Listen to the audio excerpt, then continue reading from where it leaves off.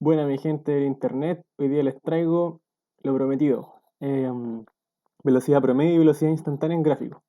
Entonces acá tenemos una trayectoria de una pelotita así, que va por esa trayectoria que parece una parábola.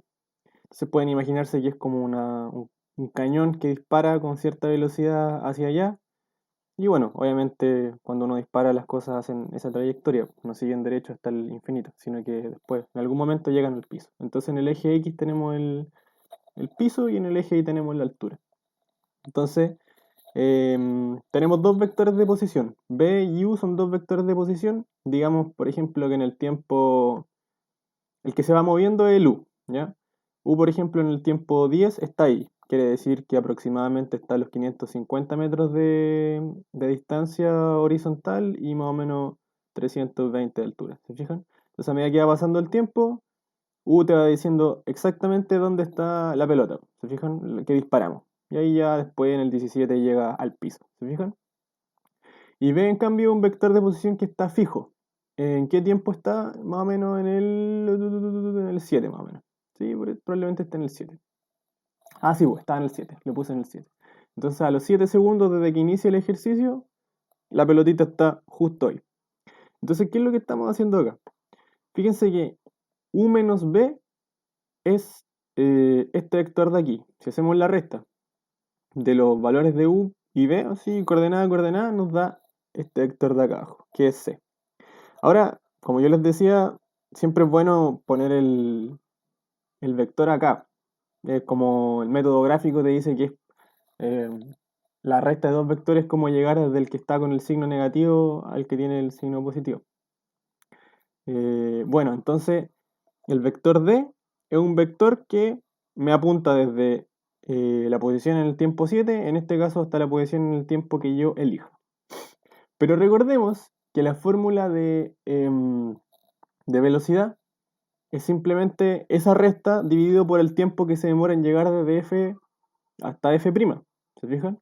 Entonces, si se dan cuenta, este vector, si lo dividimos por el tiempo, me estaría dando la velocidad promedio entre esos dos puntos. Dividámoslo por el tiempo y veamos qué pasa. Entonces, si no me equivoco, era este, ahí está, y este. Si agarramos D y lo dividimos por el tiempo para llegar de F hasta F', nos da el vector Y.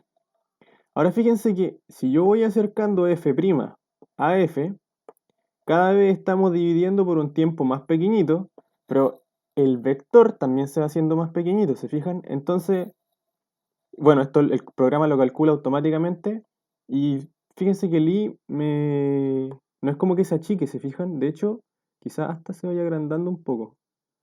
Bueno, pero yo lo que puedo ir haciendo es cada vez calculando una velocidad promedio entre dos puntos que están más cercanos. Eso quiere decir que estoy calculando una velocidad promedio en un intervalo de tiempo más pequeño. Ese cálculo que está haciendo el programa me arroja el vector y. Y fíjense en que entre más se acerca f' a f, ahora lo voy a acercar, ¿qué es lo que me va diciendo? Que la velocidad del promedio en el fondo va hacia allá, ¿se fijan? Es un vector que va hacia allá y tiene cierto largo. Acerquémoslo más y ya cuando está llegando, fíjense que tiene todo el sentido que la velocidad promedio sea para allá. Eh, Hagamos que llegue a 7 justito. Bueno, 7,01. Ahí está.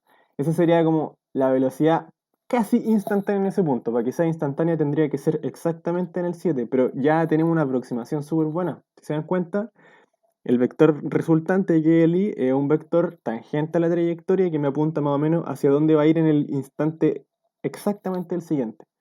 Y bueno, la magnitud debería representar más o menos el módulo de la velocidad, o sea, qué tan rápido va. Ahora, yo les voy a mostrar, vamos a sacar los vectores estos de acá, el I, el E, el D, y vamos a sacar incluso el vector U. Y vamos a sacar también el F'. Entonces lo que les quiero mostrar ahora es que yo calculé el vector derivada con la formulita para que se vea en el momento que nosotros queramos. Entonces, fíjense, ese es el vector W, ¿o no? Ah, sí, me equivoqué, había sacado. ¿Dónde está el U? Acá está. Entonces, ahora sí, me he equivocado. Era sacar el B y el F. Ya, entonces, em, W, fíjense, lo vamos a volver al 7. Quiero que lo miren. 7, por ahí más o menos.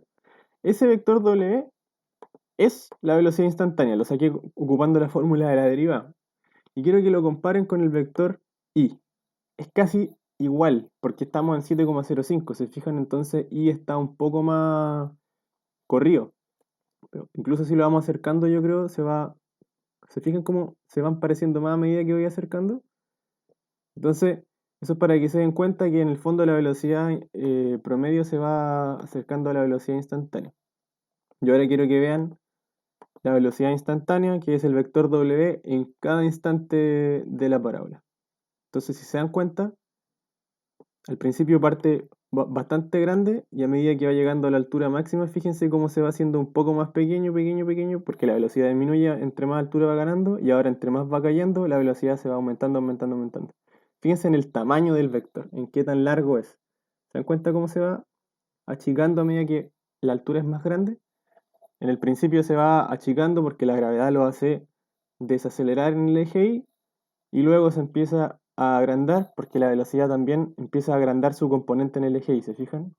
Entonces eso, eh, una pequeña ayuda para las personas que quizás les confundía un poco la parte más matemática y acá ya un poco más gráfico yo siento que se entiende mejor. Eso